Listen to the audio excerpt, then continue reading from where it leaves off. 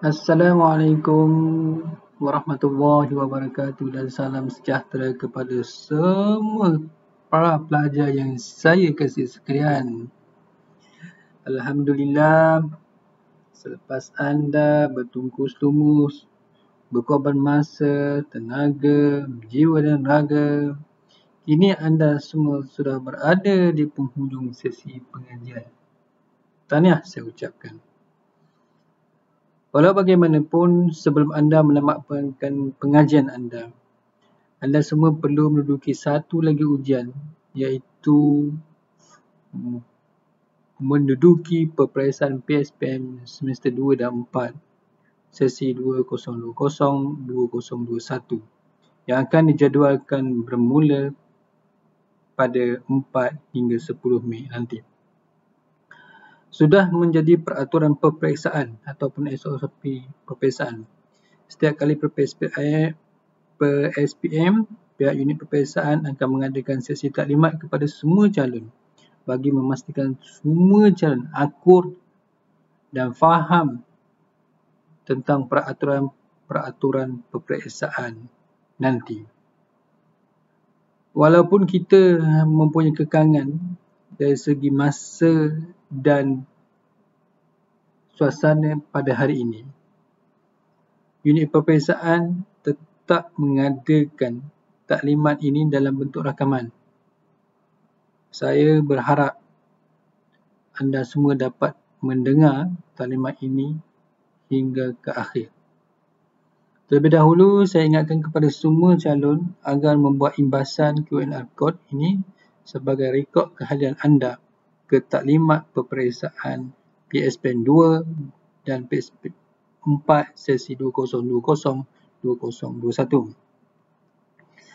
Kita terus. Anda akan, seperti yang saya nyatakan sebentar tadi, anda akan mula menduduki peperiksaan PSPM yang terakhir, iaitu ujian peperiksaan yang terakhir sebelum anda menamatkan zaman matrikulasi selama 5 hari bermula 4 hingga 10 Mei. Jadual peperiksaan juga telah dimaklumkan dan telah dibuat bahan kepada semua calon menerusi WhatsApp grup kelas praktikum, Telegram grup praktikum dan juga akan ditampal pada notis board di semua lokasi peperiksaan nanti.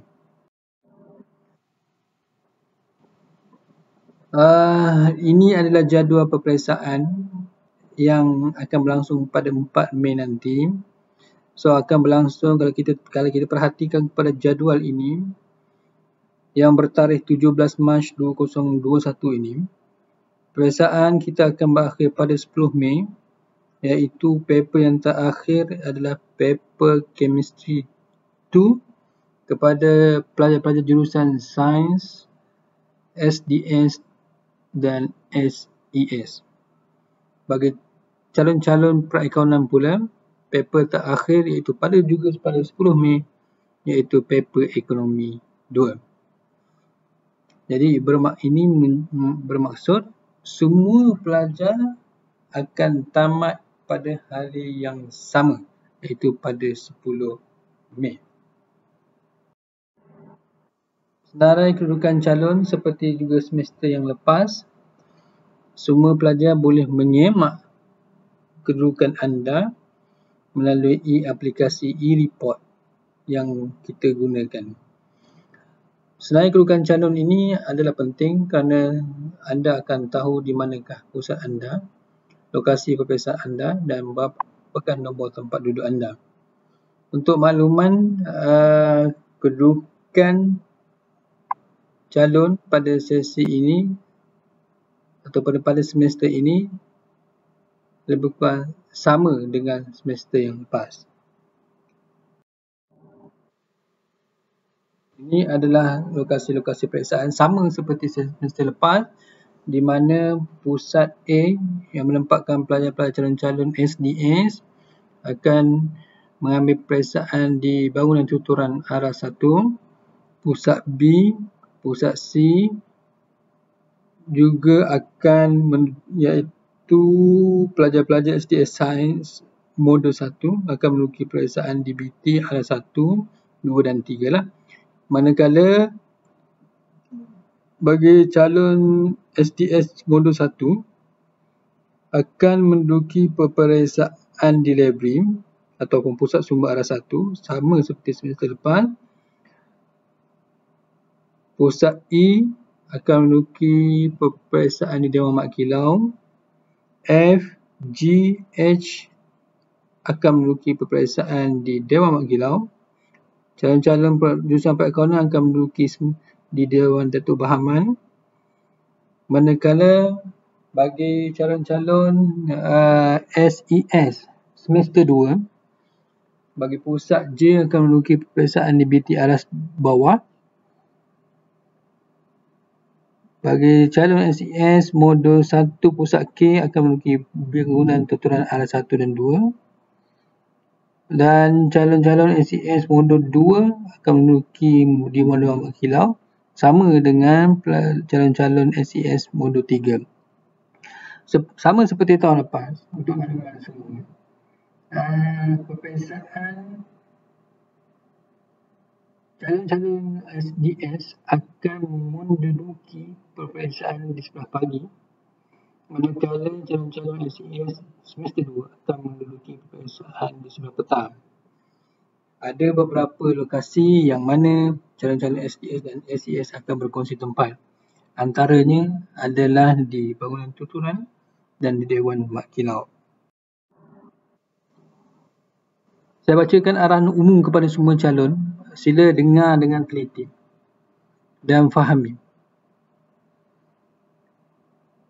Arahan umum ni adalah satu arahan yang wajib diketahui oleh semua calon. Jika ada sebarang keraguan dan pertanyaan mengenai peperiksaan berkenaan, sila angkat tangan dan tunggu sehingga ketua penguas peperiksaan tiba. Calon tidak dibenarkan keluar dari dewan atau bilik peperiksaan 30 minit selepas peperiksaan dimulakan. Calon hanya dibenarkan keluar dengan kebenaran ketua pengawas selepas waktu ini, iaitu selepas 30 minit peperiksaan berjalan. Calon berkenaan tidak dibenarkan membawa keluar kertas soalan dari dewan atau bilik peperiksaan.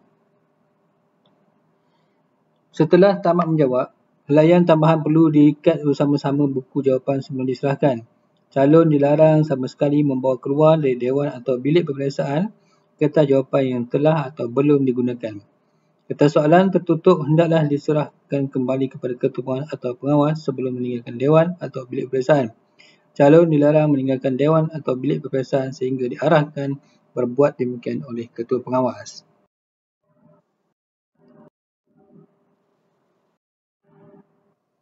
Ini adalah contoh slip meja bagi semua calon.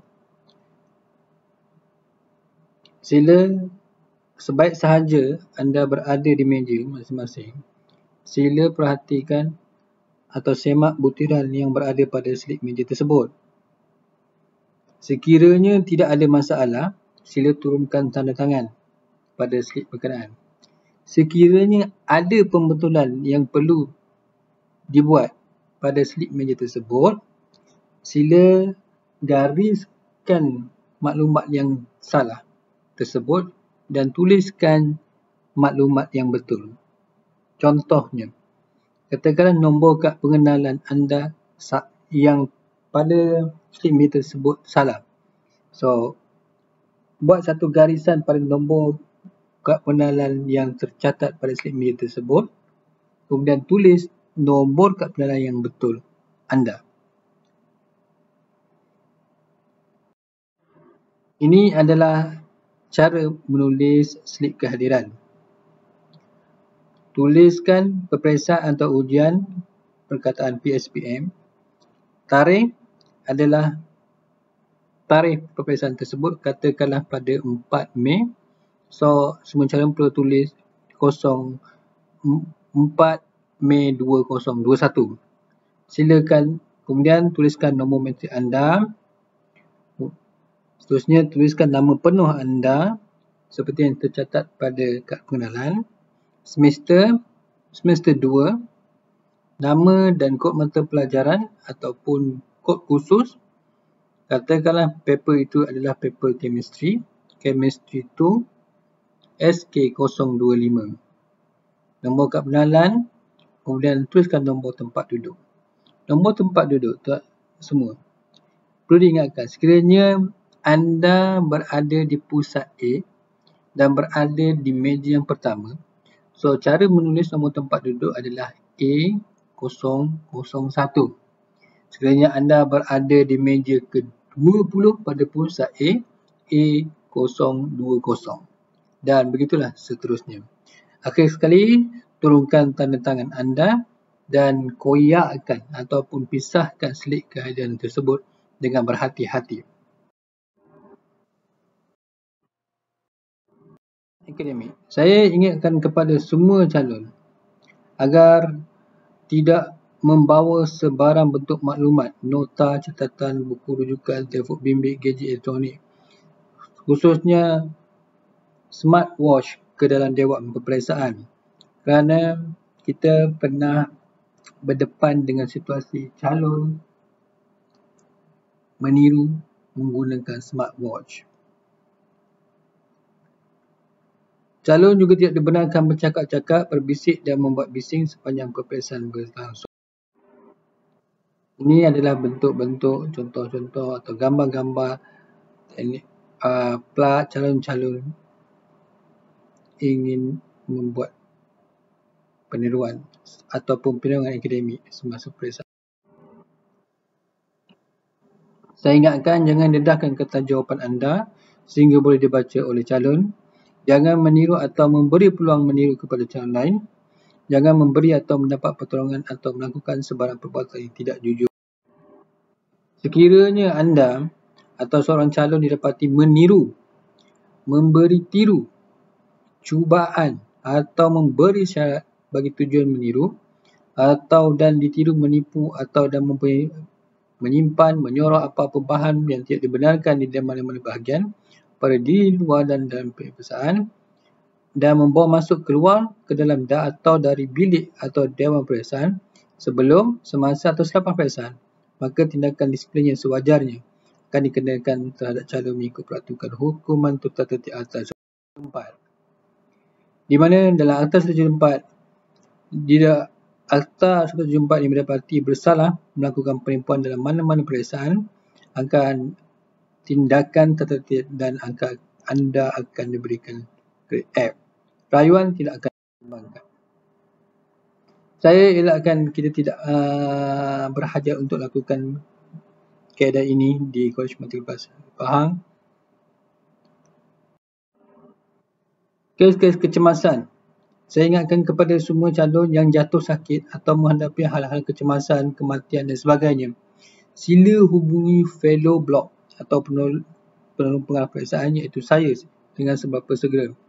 Sekiranya ada rakan-rakan yang masuk ke ward hospital, sila hubungi saya. Di sini saya berikan nombor telefon saya agar semua calon dapat menghubungi saya sekiranya berlaku kecemasan.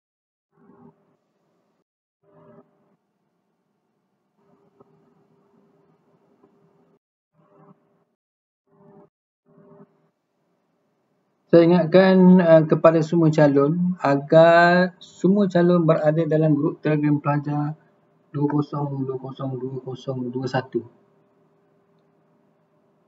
sehingga anda selesai ataupun anda menerima transkrip. Daripada pengalaman saya yang lepas, kebanyakan pelajar yang lost maklumat adalah di kalangan pelajar yang tidak berada dalam grup ni. Kita memo telah dikeluarkan yang mewajibkan semua pelajar berada dalam grup Telegram ni. Anda boleh left grup Telegram selepas anda menerima transkrip. Sebab selepas habis peperiksaan anda akan kembali ke rumah dan selepas keluar keputusan result diriliskan nanti, transkrip akan mula di-post kepada anda. Dan ada juga kes-kes yang lepas, parcel yang mengandungi transkrip dan sijil anda kembali semula ke kolej kerana beberapa sebab Antaranya adalah postman tak jumpa alamat dan sebagainya.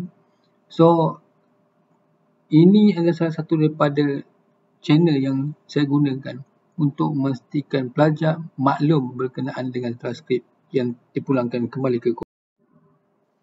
Hal-hal lain, patuhi SOP dalam pergerakan masuk dan keluar di lokasi peperiksaan mengikut signage yang ditampal. Tambahan pula, kita masih berada dalam pasca COVID-19 ini. Saya ingatkan kepada semua pelajar agar sentiasa memakai pelitup muka sepanjang berada di lokasi peperiksaan, sama ada anda bergejala ataupun tidak.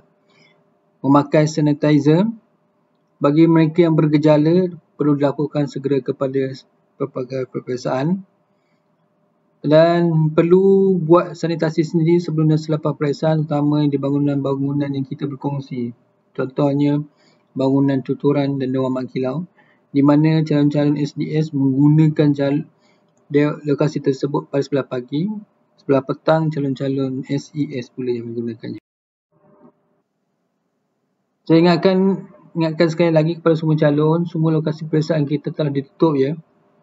Saya ingatkan DBT, di Dewan Mak Kilau, di Dewan Berhamam, Pusat Sumber R1, semuanya telah ditutup untuk sebarang kegunaan. Saya harap anda semua dapat bekerjasama bagi memastikan peperiksaan kita berjalan lancar seperti yang dijadualkan. Begitu dengan juga beberapa bilik bacaan, bilik A2, B1 dan C2. Bermula pada minggu hadapan, pimpinan asrama akan mula menyediakan beberapa meja sebagai persediaan calon-calon yang kecemasan, sakit dan sebagainya. Saya pohon kepada pelajar-pelajar di blok tersebut yang menggunakan bilik bacaan tersebut, jangan sama sekali mengalihkan meja yang telah disusun oleh pimpinan asrama, kerana dia akan menyusahkan ramai pihak. Mohon kerjasama. Hal-hal lain, anda diingatkan sama sekali tidak membawa telefon bimbit ke dalam dewan peperiksaan. Sekiranya ada kecemasan, serahkan kepada pengawas yang bertugas. Sekiranya tertangkap, anda akan didakwa atas tuduhan meniru seperti yang telah saya bacakan arahan umum tadi. Juga diingatkan semua pelajar tidak membawa beg ke lokasi peperiksaan. Sekali lagi saya ingatkan, jangan bawa beg ke lokasi peperiksaan. Kita tidak mahu kes seperti sesi lepas, di mana pelajar masih berdegil dan masih membawa beg ke lokasi peperiksaan. Pastikan barang-barang yang berharga disimpan dalam almari berkunci. Kes-kes balik bermalang atau kecemasan sepanjang minggu study week dan hari peperiksaan hanya dengan kebenaran pengarah kolej. Dalam kes pada hari ini, kebenaran hanya boleh diberi selepas timbalan pengarah kolej bersetuju menggunakan amanat. Dan saya pohon juga semua calon untuk setkan jam tangan, jam dinding, jam smartphone dan sebagainya mengikut Malaysian Standard Time MST, sebab kita tidak ingin mendengar ada calon yang lewat kerana jam tangannya tidak sama dengan lokasi peperiksaan. Untuk makluman semua calon, semua lokasi peperiksaan dan semua petugas kita telah arahkan untuk setkan masa mengikut Malaysian Standard Time ini.